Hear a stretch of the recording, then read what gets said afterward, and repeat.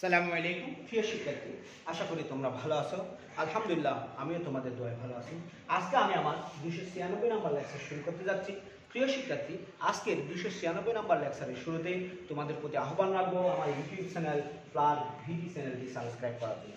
ফ্লার ভিডি চ্যানেলটি সাবস্ক্রাইব করলে আশা করি তোমরা উপকৃত হবে। প্রিয় শিক্ষার্থী, আজকে দ্বাদশ শ্রেণীর তাপগতি বিদ্যা অধ্যায়ের দ্বিতীয় পর্ব শুরু করব। আজকের আলোচনার প্রথম টপিক হচ্ছে তাপমাত্রা ধারণা। আমরা গত এপিসোডেই পড়ছিলাম তাপমাত্রা মানে হচ্ছে যে কোনো বস্তুর তাপের ফল, অর্থাৎ কোনো বস্তুর তাপের ফলাফল, অর্থাৎ কি পরিমাণ বস্তুটি উষ্ণতা অর্জন করছে, কি পরিমাণ বস্তুটি উত্তপ্ত হয়েছে বা কি পরিমাণ শীতল হয়েছে সেটা নির্ণয় করার মূল সেটার ফলাফল হচ্ছে তাপমাত্রা। তাহলে দেখো, কোনো বস্তু ঠান্ডা বা গরম তা স্পর্শ করে আমরা কি করতে পারি? সরাসরি বুঝতে পারি না। কোনো বস্তু ঠান্ডা না গরম তা স্পর্শ করলে সরাসরি বুঝতে পারি না। কেন? দেখো, আমরা কোনো দুইটি বস্তু খুব ঠান্ডা টাইপের, এই দুইটা বস্তুর মধ্যে কোনটি উত্তপ্ত কোনটা শীতল সেটা বুঝতে গেলে আমরা স্পর্শ করলেই বুঝতে পারি না যে কোন বস্তুটা শীতল বা কোন বস্তুটা উত্তপ্ত। বা দুইটি বস্তুর মধ্যে তাপমাত্রার পার্থক্য যদি বেশি থাকে সেই ক্ষেত্রে আমরা খুব সহজেই বুঝতে পারি কোন বস্তুটা উত্তপ্ত বা কোন বস্তুটা শীতল, স্পর্শ করলেই বুঝতে পারি। তবে দেখো আমরা কিন্তু বুঝতে না পারলেও হালকা অনুভব করতে পারি বস্তুটা শীতল কিনা উত্তপ্ত। দেখো প্রিয় শিক্ষার্থী, বিশেষ শক্তির কারণে ঠান্ডা ও গরমের কি হয়? অনুভূতি হয়। এই বিশেষ শক্তিকে বলা হয় তাপ। এই বিশেষ শক্তিকে কি বলা হয়? তাপ বলা হয়। তাপের প্রকার শক্তি, যা আমরা আগেই আলোচনা করছি। তাপ হচ্ছে ঠান্ডা বা গরমের অনুভূতি যোগানোর মতো কিছু একটা। তাহলে কোনো বস্তু কি পরিমাণ ঠান্ডা বা কি পরিমাণ গরম সেটা যদি আমাকে বুঝতে হয়, অবশ্যই আমাকে কি করতে হবে? তাপমাত্রা সম্পর্কে জানতে হবে। তাপমাত্রা হলো বস্তুর তাপীয় অবস্থা। তাপমাত্রা হচ্ছে বস্তুর কি অবস্থা? তাপীয় অবস্থা। অতএব আমরা তাপমাত্রার সংজ্ঞাটা এভাবে দিতে পারি: তাপমাত্রা হচ্ছে কোনো বস্তুর একটি তাপীয় অবস্থা, যা বস্তুটি অন্য বস্তুটির সংস্পর্শে আসলে তাপ দেবে কি নেবে সেটা কি করে নির্দিষ্ট করে। দ্বিতীয় বস্তুটির তাপমাত্রা যদি প্রথম বস্তুটির তাপমাত্রার চেয়ে বেশি হয়, তাহলে দ্বিতীয় বস্তু থেকে প্রথম বস্তুর দিকে তাপ প্রবাহিত হবে। নতুবা দ্বিতীয় বস্তুটির তাপমাত্রা যদি প্রথম বস্তুর তাপমাত্রা থেকে কম হয়, সেক্ষেত্রে প্রথম বস্তু থেকে দ্বিতীয় বস্তুর দিকে কি হবে? তাপমাত্রা প্রবাহিত হবে। 1690 সালে বিজ্ঞানী জন লক কত সালে? 1690 সালে বিজ্ঞানী জন লক একটি পরীক্ষার সাহায্যে দেখিয়েছিলেন যে স্পর্শ বা অনুভূতির সাহায্যে তাপমাত্রা সঠিকভাবে কি করা যায় না? নির্ণয় করা যায় না। তাই তাপমাত্রা পরিমাপ করার জন্য আলাদা কোনো যন্ত্রের প্রয়োজন হয়। এই যন্ত্রগুলিকে বলা হয় তাপমান যন্ত্র। এই যন্ত্রগুলিকে বলা হয় কি? তাপমান যন্ত্র বা থার্মোমিটার। অর্থাৎ যে যন্ত্রের সাহায্যে বস্তুর তাপমাত্রা পরিমাপ করা হয় সেই যন্ত্রকে আমরা বলতে পারি থার্মোমিটার বা তাপমান যন্ত্র।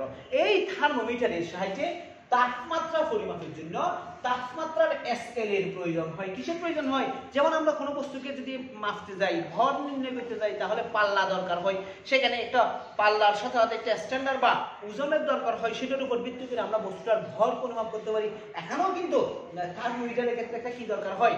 তাপমাত্রা স্কেলের দরকার হয়। এই তাপমাত্রা স্কেলের নির্ধারণের জন্য তাপমাত্রা স্কেলটা কত ডিগ্রি থেকে কত ডিগ্রি পর্যন্ত হবে, আমরা কত থেকে কত ডিগ্রির মধ্যে মাপতে পারবো, পরিমাপ করতে পারবো, সেটা নির্ধারণ করার জন্য দুইটি বিশেষ বিন্দুর প্রয়োজন করে। দুইটি বিশেষ বিন্দুর কি করা হয়? প্রয়োজন হয়।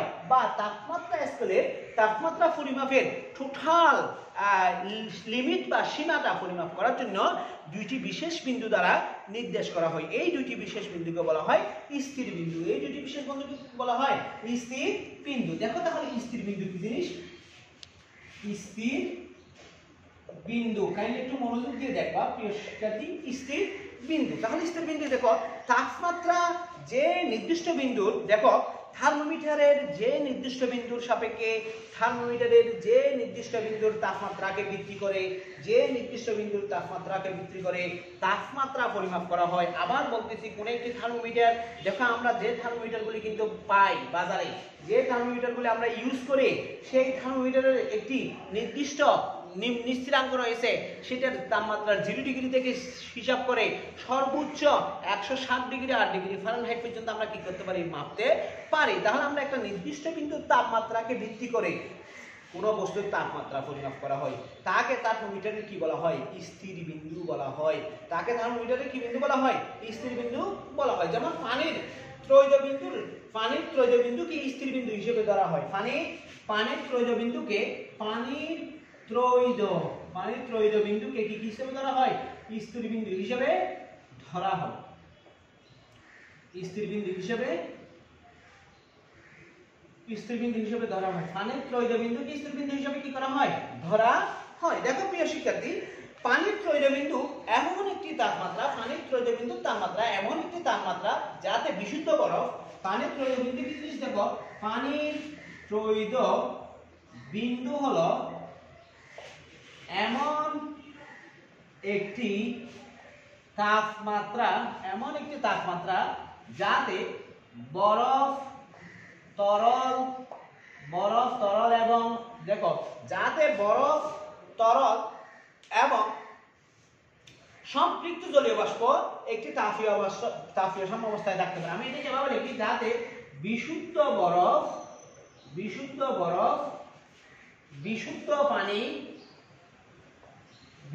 পানি এবং সম্পৃক্ত জলীয় বাষ্প একই সাম্য অবস্থায় বা তাপগতীয় সাম্য অবস্থায় থাকে। সাম্য অবস্থায় থাকে। অর্থাৎ পানির ত্রৈধ বিন্দু হচ্ছে এমন একটা বিন্দুর তাপমাত্রা যে বিন্দুতে বিশুদ্ধ পানি এবং সম্পৃক্ত জলীয় বাষ্প একই তাপমাত্রায় বা তাপগতীয় সাম্য অবস্থায় থাকে। সেই বিন্দুকে আমরা বলবো স্থির বিন্দু বা পানির ত্রৈধ বিন্দু, বা স্থির বিন্দু বা কি বলবো? পানির ত্রৈধ বিন্দু বলবো। দেখো প্রিয় শিক্ষার্থী, স্থির বিন্দু দুই ধরনের। স্থির বিন্দু কয় ধরনের? দুই ধরনের। আমরা একটু লিখব স্থির বিন্দুর প্রকারভেদ। স্থির বিন্দু দুই ধরনের। স্থির বিন্দু দুই ধরনের। এক নম্বর হচ্ছে ঊর্ধ্ব স্থির বিন্দু, দুই নম্বর হচ্ছে নিম্ন স্থির বিন্দু। তাহলে আমরা কয় ধরনের স্থির বিন্দু পাচ্ছি? দুই ধরনের স্থির বিন্দু পাচ্ছি। একটা হচ্ছে ঊর্ধ্ব স্থির বিন্দু বা বাষ্প বিন্দু, আর একটা হচ্ছে নিম্ন স্থির বিন্দু বা বরফ বিন্দু। ঊর্ধ্ব স্থির বিন্দু দেখো স্বাভাবিক চাপে যে তাপমাত্রায় বিশুদ্ধ পানি ফুটতে শুরু করে, স্বাভাবিক চাপে যে তাপমাত্রায় বিশুদ্ধ পানি ফুটতে শুরু করে, স্বাভাবিক চাপে যে তাপমাত্রায় বিশুদ্ধ পানি কি করতে শুরু করে? ফুটতে শুরু করে, বা জলীয় বাষ্পে পরিণত হওয়া শুরু করে, বা জলীয় বাষ্পে পরিণত হতে শুরু করে, তাকে ঊর্ধ্ব স্থির বিন্দু বলে। তাকে ঊর্ধ্ব স্থির বিন্দু বা বাষ্প বিন্দু বলে। বাষ্প বিন্দু বলে। তার মানে আমরা দেখতেছি যে দেখো আমরা যখন বাড়িতে রান্না বান্না করি তখন দেখছি যে একটি নির্দিষ্ট তাপমাত্রায় পানি, তরল পানি বা রান্না বান্নার যে উপকরণগুলি অর্থাৎ ডেকচি পাতিল ছাড়া বাকি যেগুলি আমরা ডেকচি পাতিল ভিতরে দিয়ে রেখে তাপ দিয়ে সেগুলি কি করতে শুরু করে? ফুটতে শুরু করে। আমরা পানির কথা বললে আমরা বলবো যে স্বাভাবিক চাপে যে তাপমাত্রায় বিশুদ্ধ পানি কি করতে শুরু করে? ফুটতে শুরু করে। 100 ডিগ্রি সেন্টিগ্রেড তাপমাত্রায় বিশুদ্ধ পানি ফুটতে শুরু করে। সেই জন্য ওই তাপমাত্রাকে বা ওই বিন্দুকে আমরা বলবো, যে তাপমাত্রায় ফুটতে শুরু করে সেই বিন্দুকে আমরা বলবো ঊর্ধ্ব স্থির বিন্দু বা বাষ্প বিন্দু বা স্ফুটনাঙ্ক বলতে পারি। স্ফুটনাঙ্ক কি বলতে পারি?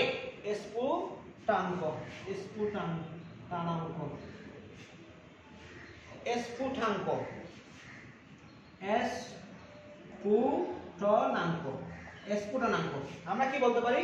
স্ফুটাঙ্ক বা স্ফুটনাঙ্ক বলতে পারি। স্ফুটাঙ্ক লিখতেও পারি, স্ফুটনাঙ্ক বলতে পারি। দেখো পানির ঊর্ধ্ব স্থিরাঙ্ক হচ্ছে 100 ডিগ্রি সেন্টিগ্রেড বা 373 কেলভিন।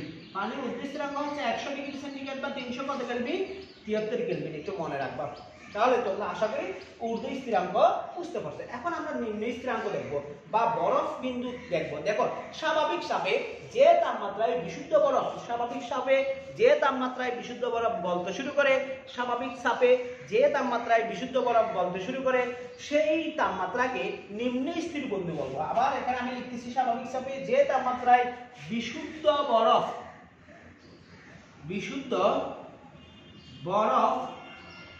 গলতে শুরু করে, বিশুদ্ধ বরফ কি করতে শুরু করে? গলতে শুরু করে। সেই বলছিলাম যে স্বাভাবিক চাপে যে তাপমাত্রায় কোন বিশুদ্ধ বরফ কি করতে শুরু করে? গলতে শুরু করে তাকে আমরা বলবো বরফ বিন্দু। দেখো তাকে আমরা কি বলবো?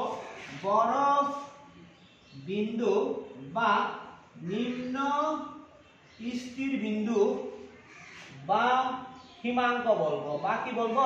হিমাঙ্ক বলবো। দেখো প্রিয় শিক্ষার্থী, আবার বলতেছি স্বাভাবিক চাপে যে তাপমাত্রায় কোনো বরফ গলতে শুরু করে সেই তাপমাত্রাকে আমরা বলবো বরফ বিন্দু বা নিম্ন স্থির বিন্দু বা হিমাঙ্ক। বরফ বিন্দু হচ্ছে 0 ডিগ্রি সেন্টিগ্রেড বা 273 কেলভিন, বা কত কেলভিন? 273 কেলভিন। আশা করি প্রিয় শিক্ষার্থী তোমরা বরফ বিন্দু বা নিম্ন স্থির বিন্দু বা হিমাঙ্ক, ঊর্ধ্ব স্থির বিন্দু বা স্ফুটনাঙ্ক বা বাষ্প বিন্দু তোমরা কি করছো? বুঝতে পারছো। এখন আমরা তাপমাত্রার মৌলিক ব্যবধান নিয়ে একটু আলোচনা করব। তাপমাত্রার মৌলিক ব্যবধান। দেখো প্রিয় শিক্ষার্থী, মৌলিক ব্যবধান কি জিনিস? থার্মোমিটারে ঊর্ধ্ব স্থির বিন্দু এবং একটি থার্মোমিটার, মনে করো আমি এখানে একটি থার্মোমিটার রাখতেছি, এই যে এটা একটি থার্মোমিটার। দেখো কাইন্ডলি মনে করো এটা একটি থার্মোমিটার, এই যে এখানে দাগ কাটা থাকে। মনে করে এটা নিম্ন স্থির বিন্দু 0 ডিগ্রি সেন্টিগ্রেড, আমি সেলসিয়াস স্কেলে আঁকতেছি। এটা 100 ডিগ্রি সেন্টিগ্রেড, এটা ঊর্ধ্ব স্থির বিন্দু। এই যে নিম্ন স্থির বিন্দু থেকে ঊর্ধ্ব স্থির বিন্দুর মাঝখানে, নিম্ন স্থির বিন্দু থেকে ঊর্ধ্ব স্থির বিন্দুর মধ্যবর্তী তাপমাত্রার ব্যবধানকে মৌলিক ব্যবধান বলা হয়। এই নিম্ন স্থির বিন্দু থেকে শুরু করে ঊর্ধ্ব স্থির বিন্দু পর্যন্ত যে কয়েকটি তাপমাত্রার ব্যবধান হিসাব করা হয়েছে তাকে বলা হয় তাপমাত্রার মৌলিক বা স্থিরাঙ্কের মৌলিক ব্যবধান। এই ব্যবধানকে তাপমাত্রার স্কেল অনুযায়ী কয়েকটি সমান ভাগে ভাগ করা হয়, কয়েকটি সমান ভাগে বলা হয়। এক একটি ভাগকে 1 ডিগ্রি বলা হয়। এক একটি ভাগকে কি বলা হয়? 1 ডিগ্রি। যেমন যদি সেলসিয়াস স্কেল হয়, সেলসিয়াস স্কেল হলে সেই ক্ষেত্রে টোটাল নিম্ন স্থিরাঙ্ক হচ্ছে 0 ডিগ্রি, ঊর্ধ্ব স্থিরাঙ্ক হচ্ছে 100 ডিগ্রি। তাহলে ভাগ সংখ্যা হবে 100 বিয়োগ 0 সমান 100টি। অর্থাৎ নিম্ন স্থিরাঙ্ক থেকে ঊর্ধ্ব স্থিরাঙ্কের মাঝখানে টোটাল 100 ভাগে ভাগ করা হয়। যদি কেলভিন স্কেল হয়, যদি কি হয়? কেলভিন স্কেল হয়। দেখো বিভিন্ন ধরনের স্কেল আছে, আমরা পরে বলবো। কেলভিন স্কেলের নিম্ন স্থিরাঙ্ক হচ্ছে 273 কেলভিন এবং ঊর্ধ্ব স্থিরাঙ্ক হচ্ছে 373 কেলভিন। তাহলে ভাগ সংখ্যা হবে অর্থাৎ মৌলিক ব্যবধান কয়টি হবে? দেখো ভাগ সংখ্যা সমান 373 বিয়োগ 273 সমান 100টি সমান ভাগে ভাগ করা আছে। এখন যদি তুমি কি স্কেল করো? ফারেনহাইট স্কেল করো। ফারেনহাইট যেটা আমরা জন্মাবি, ফারেনহাইট স্কেল। এই ফারেনহাইট স্কেলে দেখো নিম্ন স্থিরাঙ্ক হচ্ছে 32 ডিগ্রি ফারেনহাইট, ঊর্ধ্ব স্থিরাঙ্ক হচ্ছে 212 ডিগ্রি ফারেনহাইট। এখন দেখো তাহলে ভাগ সংখ্যা হবে, দেখো ভাগ সংখ্যা সমান হবে 212 বিয়োগ 32 সমান 180। অর্থাৎ ফারেনহাইট স্কেলের ক্ষেত্রে নিম্ন স্থিরাঙ্ক এবং ঊর্ধ্ব স্থিরাঙ্কের মধ্যবর্তী টোটাল ভাগ সংখ্যা হচ্ছে কয়টি? 180টি। তার মানে একটা 100 ভাগ সংখ্যা হচ্ছে প্রতিটি যদি 1 ডিগ্রি হয় তাহলে 180 ডিগ্রি ফারেনহাইট হচ্ছে কি টোটাল নিম্ন স্থিরাঙ্ক এবং ঊর্ধ্ব স্থিরাঙ্কের মধ্যে ব্যবধান। নিম্ন স্থিরাঙ্ক এবং কিসের ব্যবধান?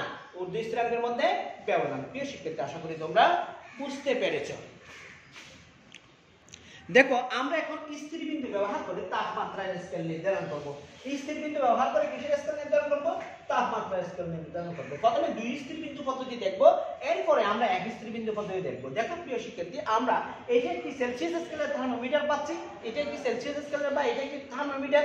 মনে করলাম এটা হচ্ছে নিম্ন স্থিরাঙ্ক বা 0 ডিগ্রি সেন্টিগ্রেড, সেলসিয়াস স্কেলের নিম্ন স্থিরাঙ্ক 0 ডিগ্রি সেন্টিগ্রেড, এটা হচ্ছে সেলসিয়াস স্কেলের ঊর্ধ্ব স্থিরাঙ্ক 100 ডিগ্রি সেন্টিগ্রেড। এখানে টোটাল ভাগ সংখ্যা, টোটাল ভাগ সংখ্যা কয়টা বলছিলাম? 100টা। এখন দেখো এই যে 0 ডিগ্রি সেন্টিগ্রেড তাপমাত্রায় এখানে যে পারদটা ছিল, এই যে পারদটা তখন 0 ডিগ্রি সেন্টিগ্রেড তাপমাত্রায় তার প্রসারণ ছিল মনে করলাম x আইস। আইস মানে বরফ, অর্থাৎ 0 ডিগ্রি সেন্টিগ্রেড তাপমাত্রায় এই পারদটা প্রসারণ ছিল x আইস পর্যন্ত। যখন তাপমাত্রা বাড়তে বাড়তে 100 ডিগ্রিতে আসছে তখন প্রসারণটা হয়ে গেছে x স্টিম, সর্বোচ্চ প্রসারণ করছে, সর্বোচ্চ প্রসারণ করছে। অর্থাৎ 0 ডিগ্রিতে প্রসারণ হবে 0, মনে করলাম x আইস, অর্থাৎ সর্বনিম্ন স্থিরাঙ্কে বা হিমাঙ্কে বা বরফ বিন্দুতে তার প্রসারণ মনে করলাম x আইস। যখন তাপমাত্রা বৃদ্ধি পেতে পেতে সর্বোচ্চ তাপমাত্রা হয়েছে, আমি 100 সরাসরি বলে দিলাম, এখানে 100 না বললে আমি বললাম যে সর্বোচ্চ তাপমাত্রা, অর্থাৎ বাষ্প বিন্দু বা স্ফুটনন বিন্দু বা কি ওই যে ঊর্ধ্ব স্থিরাঙ্কে তার পদার্থের প্রসারণ ঘটবে x স্টিম। আমি মনে করলাম এখানে তাপমাত্রা হচ্ছে থিটা ডিগ্রি সেন্টিগ্রেড। এই থিটাটা আমি কত জানি না, এই ক্ষেত্রে তার প্রসারণ করতে পারে x থিটা। x কি থিটা, প্রসারণ কি করতে পারে কত? x। তাহলে আমি লিখতে পারি বরফ বিন্দুতে, কাইন্ডলি একটু দেখবা, বরফ বিন্দুতে একটি পদার্থের তাপমিতিক ধর্মের মান x আইস। এই যে আমি লিখছিলাম স্টিম বিন্দুতে একটি পদার্থের তাপমিতিক ধর্মের মান x স্টিম। x কি স্টিম, স্টিম মানে কি ঊর্ধ্ব স্থিরাঙ্ক। এখন আমি মনে করলাম যে থিটা ডিগ্রি সেন্টিগ্রেড তাপমাত্রায় একটি পদার্থের তাপমিতিক ধর্মের মান x থিটা। কত প্রসারণ ঘটবে আমি জানি না, কারণ থিটার মানটা আমি জানি না, সেজন্য এর প্রসারণটা কত ঘটবে সেটা জানি না। এখন দেখো এই স্কেলের মৌলিক ব্যবধান n সমান 100। মৌলিক ব্যবধান n সমান, এখানে তো 100 লিখতেছি, আমি কোন স্কেলের হিসাব করব সেটা জানি না, সেজন্য আমি মৌলিক ব্যবধানকে মনে করো n লিখলাম। কারণ এখানে সেলসিয়াস স্কেল হলে 100, যদি ফারেনহাইট স্কেল হতো 180টা হতো, যদি রোমান স্কেল হতো 180টা হতো, যদি কেলভিন স্কেল হতো 100টা হতো। সেজন্য আমি মৌলিক ব্যবধানের সংখ্যা মনে করলাম কি n। মৌলিক ব্যবধানের সংখ্যা মনে করলাম কি n। এখন দেখো আমি এখানে তাপমাত্রা বৃদ্ধি করলে তার পদার্থের প্রসারণ ঘটতেছে, পদার্থের কি ঘটতেছে? প্রসারণ ঘটতেছে। তার মানে আমরা লিখতে পারি উষ্ণতাভিত্তিক পদার্থের ধর্ম, উষ্ণতাভিত্তিক পদার্থের ধর্ম,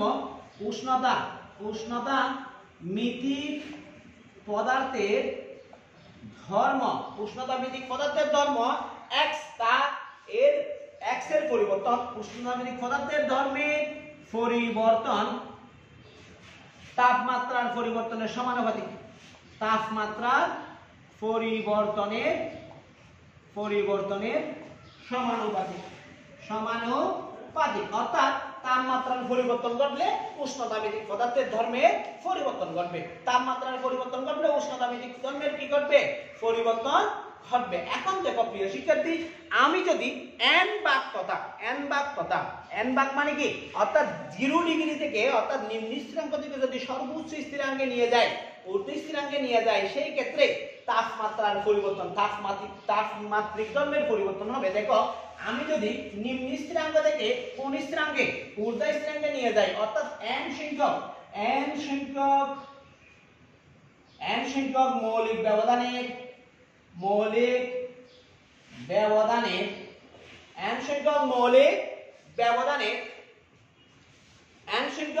ব্যবধানের দেখো প্রিয় শিক্ষার্থী, বা n ডিগ্রি তাপমাত্রা n ডিগ্রি তাপমাত্রা কেন বললাম? আমরা প্রত্যেকটি ব্যবধানকে 1 ডিগ্রির সমান বলছিলাম। তাহলে n সংখ্যক মৌলিক ব্যবধান মানে কি n ডিগ্রি তাপমাত্রার পরিবর্তনে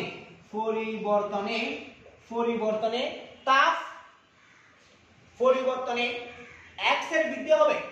পরিবর্তনে n ডিগ্রি তাপমাত্রার পরিবর্তনে x মানে হচ্ছে তাপমাত্রিক ধর্ম, দেখো আমি এখানে x থিটা 0 ডিগ্রি নিম্ন স্থিরাঙ্কে x সাইজ ছিল, ঊর্ধ্ব স্থিরাঙ্কে x স্টিম ছিল, থিটা ডিগ্রিতে x থিটা ছিল। তার মানে x কে আমি তাপমাত্রিক ধর্ম বলতে পারি। আমি এখানে লিখি তাপমাত্রিক ধর্মের পরিবর্তন সমান হবে x steam minus x ice. অর্থাৎ যখন বস্তুটি নিম্ন স্থিরাঙ্ক থেকে ঊর্ধ্ব স্থিরাঙ্কে তাপমাত্রা পরিবর্তন করবে তখন বস্তুটির উষ্ণতা ব্যতিক্রমের পরিবর্তন করবে x steam minus x ice. তাহলে এই সূত্র অনুসারে আমরা লিখতে পারি সুতরাং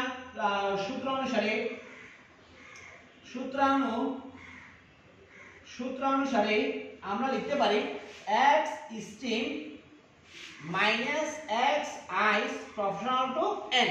দেখো প্রতি ডিগ্রি সেন্টিগ্রেড তাপমাত্রা বৃদ্ধির কারণে তার কিসের তাপমাত্রিক দৈর্ঘ্যেরও কি হচ্ছে পরিবর্তন হচ্ছে। তাহলে আমরা লিখতে পারি তাপমাত্রিক দৈর্ঘ্যের পরিবর্তন অবশ্যই কিছু সমানুপাতিক বাক সংখ্যার বা তাপমাত্রা বৃদ্ধির সমানুপাতিক। বাক সংখ্যা বৃদ্ধি বা তাপমাত্রা বৃদ্ধির সমানুপাতিক। আমি এখান থেকে লিখতে পারি x steam minus x ice সমান কে এন। এটিকে এক নং দিলাম, কে কে এখানে ধ্রুবক ধরলাম, কে কে এখানে কি ধরলাম ধ্রুবক ধরলাম। তাহলে আমরা এক নং সমীকরণ থেকে পাচ্ছি কি x steam minus x i সমান কে এন। আবার দেখো প্রিয় শিক্ষার্থী থিটা ডিগ্রি, এই যে আমরা এখানে থিটা ডিগ্রি টানছি নিম্ন স্থিরাঙ্ক থেকে কত ডিগ্রি পর্যন্ত বাড়াইছি থিটা ডিগ্রি বাড়াইছি। তাহলে থিটা ডিগ্রিতে থিটা ডিগ্রি বা থিটা সংখ্যক বাক সংখ্যা বা থিটা ডিগ্রি তাপমাত্রা বৃদ্ধির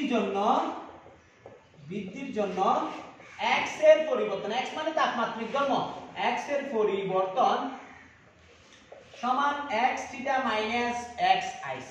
x থিটা মাইনাস কি আইস x আইস। তাহলে এখন আমরা এখান থেকে লিখতে পারি সুতরাং x theta minus x ice proportional to theta. এই যে এখানে যেরকম লিখছিলাম সেরকম, বা x theta minus x ice সমান কে থিটা। এটাকে দুই নং সমীকরণ দিলাম। আমরা কে মানে কি বলছিলাম সমানুপাতিক ধ্রুবক বলছিলাম। কে মানে কি বলছিলাম সমানুপাতিক ধ্রুবক বলছিলাম। এখন এক নংকে আমরা কয় নাম দিয়ে ভাগ করব দুই নংকে এক নং দিয়ে ভাগ করব। দুই নংকে যদি এক নং দিয়ে ভাগ করি তাহলে দেখো কি পাই, দুই নংকে এক নং দিয়ে ভাগ করলে 2/1 হতে পাই x theta minus x ice by এখানে পাবো কি x steam minus x ice equal theta by n। Theta by কি n। আমার কি দরকার থিটা এর মান দরকার। আমার কি দরকার থিটা এর মান দরকার। থিটা হচ্ছে কত ডিগ্রি সেন্টিগ্রেড তাপমাত্রায় তার পরিবর্তন, পদার্থের অবস্থার পরিবর্তন কি হবে x থিটা হবে। তাহলে আমি এখানে লিখতে পারি থিটা সমান x theta minus x ice by x steam minus x ice into n। অর্থাৎ তাপমাত্রা দেখি আমি যদি থিটা ডিগ্রি কত ডিগ্রি সেন্টিগ্রেড তাপমাত্রায় ওই যে তার পরিবর্তন x থিটা হবে, অবস্থার পরিবর্তন x থিটা হবে, সেটা যদি আমরা বাইর করতে যাই তাহলে আমাকে থিটা ডিগ্রি সেন্টিগ্রেড তাপমাত্রায় বস্তুটির প্রসারণ কত ছিল 0 ডিগ্রি সেন্টিগ্রেড বা নিম্ন স্থিরাঙ্কের প্রসারণ কত ছিল এবং ঊর্ধ্ব স্থিরাঙ্কের প্রসারণ কত ছিল সেটা যদি আমি জানি এবং স্কেলার বাক সংখ্যা যদি জানি আমরা খুব সহজে কি করতে পারবো দুই স্থিরাঙ্ক পদ্ধতিতে তাপমাত্রার পরিমাণ বের করতে পারবো। কোন বস্তুর কোন অবস্থায় কোন থার্মোমিটারের তাপমাত্রার পরিমাণ বের করতে পারবো। এখন দেখো প্রিয় শিক্ষার্থী যদি সেলসিয়াস স্কেল হয়, যদি সেলসিয়াস স্কেল হলে সেই ক্ষেত্রে আমরা পাবো theta equal x theta minus x ice by x steam. Kindly একটু দেখবা x steam minus x ice into 100। কেন 100? এই ক্ষেত্রে বাক সংখ্যা ছিল 100 ডিগ্রি। বাক সংখ্যা কত ডিগ্রি ছিল 100 ডিগ্রি সেলসিয়াস। এখন যদি আমি সেলসিয়াস স্কেলের পরিবর্তে যদি ফারেনহাইট থার্মোমিটার হিসাব করি, ফারেনহাইট থার্মোমিটার যদি হিসাব করি সেই ক্ষেত্রে থিটা সমান কাইন্ডলি একটু দেখবা, সেই ক্ষেত্রে থিটা সমান পারদের ক্ষেত্রে পদার্থের অবস্থাটা L দিয়ে প্রকাশ করা হয়। L থিটা মাইনাস L আইস। L থিটা মাইনাস কি L থিটা মাইনাস L আইস না লিখে আমরা এটাকে L নট দিই। L theta minus L not এটা হবে L স্টিম। L কি স্টিম না বলে আমি L 100 বলি। সেলসিয়াস স্কেলে হিসাব করতেছি, কোন স্কেলে হিসাব করতেছি সেলসিয়াস স্কেলের ক্ষেত্রে ফারেনহাইট থার্মোমিটার যদি আমি হিসাব করি, সেলসিয়াস স্কেলের ক্ষেত্রে ফারেনহাইট থার্মোমিটার যদি হিসাব করি, ফারেনহাইট থার্মোমিটার সেলসিয়াস স্কেলের সর্বোচ্চ তাপমাত্রা 100। সুতরাং L নট ইনটু 100 ইনটু কত 100 ডিগ্রি সেন্টিগ্রেড। অর্থাৎ যদি ফারেনহাইট থার্মোমিটার হিসাব করি সেই ক্ষেত্রে আমরা যে তাপমাত্রা পরিমাপ করব সেই তাপমাত্রা সমান L theta minus L naught by L 100 minus L naught into 100 degree. Celsius স্কেলে হিসাব করলে থিটা সমান x theta minus x ice by x steam minus x ice into 100 degree. এখন দেখো প্রিয় শিক্ষার্থী, আমি যদি স্থির আয়তনে গ্যাস থার্মোমিটার কল্পনা করি, স্থির আয়তনে গ্যাস থার্মোমিটার, এই সূত্রটা একটু পরিবর্তন হয়ে যাবে। স্থির আয়তনে গ্যাস থার্মোমিটার, স্থির আয়তনে গ্যাস থার্মোমিটারের ক্ষেত্রে এই সূত্রটা দাঁড়াবে থিটা ইকুয়াল, কাইন্ডলি একটু দেখো, এই থার্মোমিটার যেহেতু স্থির আয়তনে গ্যাস থার্মোমিটার, সেখানে চাপ হবে কি উষ্ণতা মেট্রিক ধর্ম, চাপ হবে উষ্ণতা মেট্রিক ধর্ম, তার মানে phi theta minus phi naught by phi কত হবে 100, আমি সেলসিয়াস স্কেলে হিসাব করতেছি সবগুলি 100 মাইনাস ফি 100 মানে স্টিম বিন্দু, ফি স্টিম বিন্দু minus phi not into 100, fee not into কি 100 ডিগ্রি। একইভাবে রোদ স্কেলে পরিমাপ করলে আমরা পাবো কি নাম বলে রোদ থার্মোমিটারের ক্ষেত্রে আমরা পাবো R theta minus R naught by R 100 minus R naught into 100। স্থির আয়তনে পরিমাপ করলে আমরা পাবো থিটা সমান phi theta minus B naught by B steam বা B 100 minus B naught into 100।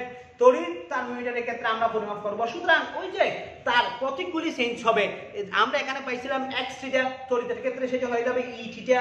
আমরা এখানে পাইছিলাম এক্স থিটা, ফারেনহাইট অন্য আরেকটার ক্ষেত্রে সেটা দেখা যাবে অন্য রকম, অর্থাৎ তার প্রতীকটা চলে আসবে। এখন দেখো, আমি যদি এটাকে ফারেনহাইট স্কেলে পরিমাপ করি, এখানে যদি কিসে পরিমাপ করি ফারেনহাইট স্কেলে পরিমাপ করি, তাহলে একটু দেখবা ফারেনহাইট স্কেলে পরিমাপ করলে কি রকম হয় প্রিয় শিক্ষার্থী।